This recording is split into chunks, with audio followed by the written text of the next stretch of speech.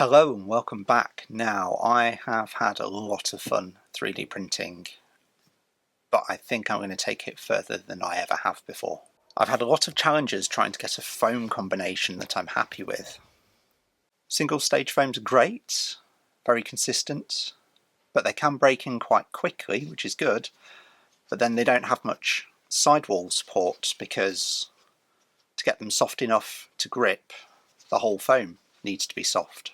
Dual stage foams can be a really good way of getting the best of both worlds, but I'm struggling with getting the right combination of sidewall stiffness and support versus the softness on the top. They're either a bit too hard in the middle or a bit too soft and flexy. And in the UK, getting hold of the OT6 web wrap foams can be a bit of a pain. I have even experimented with the hair buns, and this is my version of trying to do a web wrap with a hair bun, and that wasn't too bad, but maybe it's time for something else. So I had to find some filaments, and my choice was Amazon or nowhere else because I wanted it next day, because I was a bit excited about this idea. And it turns out that you can get eSun TPE filament, which is an 85 durometer, so quite a flexible rubber filament.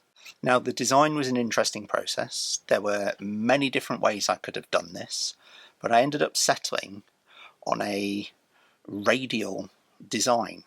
24 thick spokes and then 12 thinner spokes. This gives me a nice bit of squish in between those spokes, but actually it turned out these were too stiff, so it ended up being quite bumpy as it rides. So I swapped up the design to one of these. This still has 24 spokes inside it, but now the outers have a little gap between them, and that means that they have a bit of flex in the middle. I also chamfered the insides so that they fit perfectly on a beadlock ring. So with a full set of these on the truck, let's see how it actually did.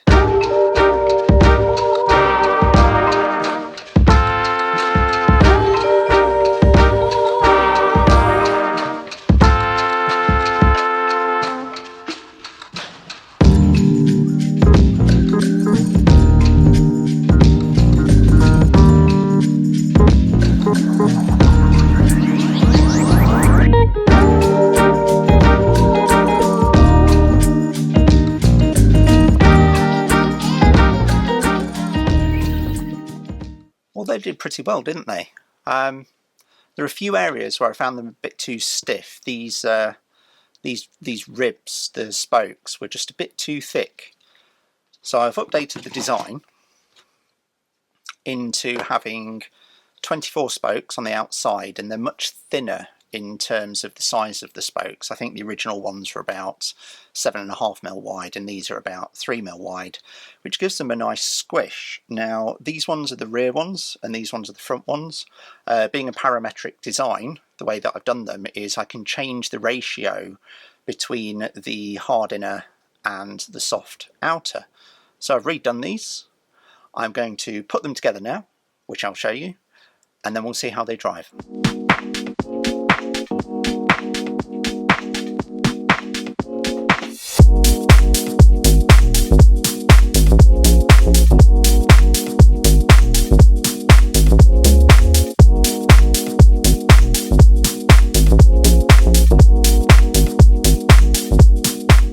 Right, well, they are all together.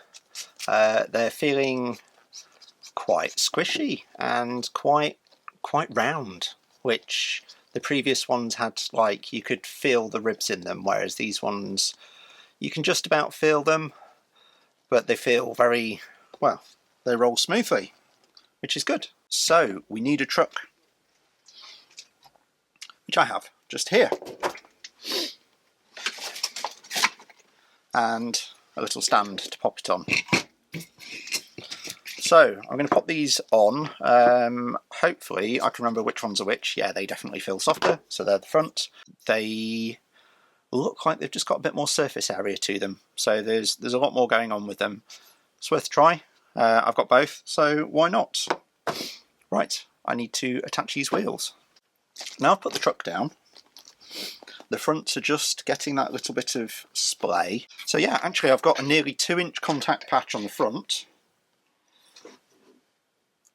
And on the rear, 2.5 inches of contact patch. That feels great. Now there's a certain trick that I know a lot of people do to test the sidewall support. Now bearing in mind this is running portals. Not sure.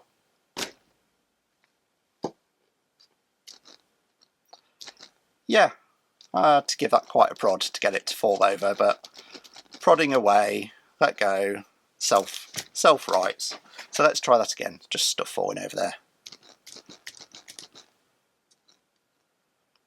I would say they're pretty stiff. So as long as I'm getting the traction that I need, which the other ones that I tested, the prototypes this weekend, they got traction quite well until the tyres obviously started to give up, as the JConcepts do for me.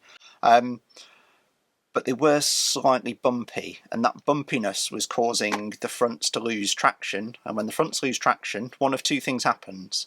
Is either you slide down the thing that you're on, or the rears grip and you flip off the thing that you're on, which meant that this truck got a bit of a battering. These feel a lot smoother, but the easiest way to test will be if I just connect up the battery and drive it forwards.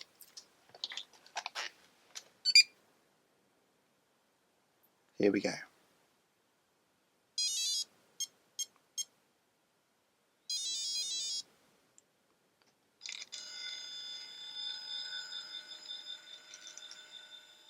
Yeah, so the truck's not undulating like it did previously.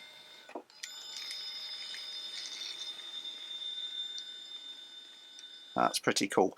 And in fact the truck's gripping so hard on this surface that it's sucking the front shocks down. Yeah, that's great. That I'm really happy with. So, screws just fallen out the wheel. Let's see how they do on the rocks. Thank you, and I'll catch you again next time.